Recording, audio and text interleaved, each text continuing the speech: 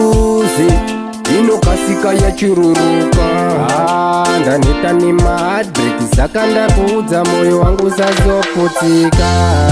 Ndine dambudziko wanira ndinaro, ndine dambudziko reruchiva.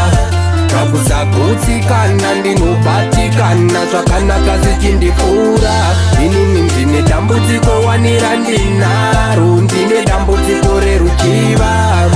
Kakusagutsikana ndinobatikana zvakanaka zichindipfuura. Ndinenge fridge fire pandinokula, ndinenge ndatova nekodo dai. Zvakanaka zviri zvangu ngoma ichiti pangu handichada zvekodokodo. Inini ndakungoda kungova munhu anongorarama kaupenyu pasina zvakawanda, ingoringe yakutanza.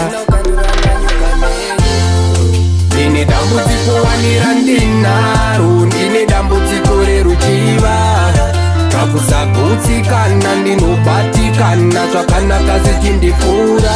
Inini ndine dambudziko wanira ndinaro, ndine dambudziko reruchiva.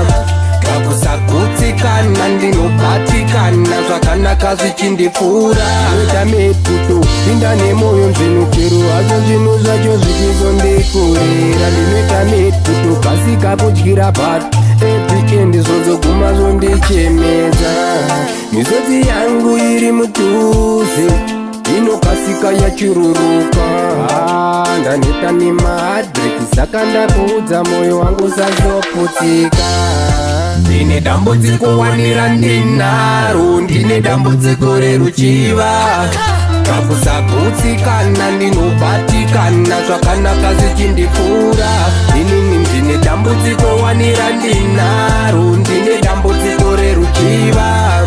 Kakusagutsikana ndinobatikana zvakanaka zichindipfuura. Ndinenge fridge fire pandinokula, ndinenge ndatova nekodo dai. Zvakanaka zviri zvangu ngoma ichiti pangu handichada zvekodokodo. Inini ndakungoda kungova munhu anongorarama kaupenyu pasina zvakawanda, ingoringe yakutanza.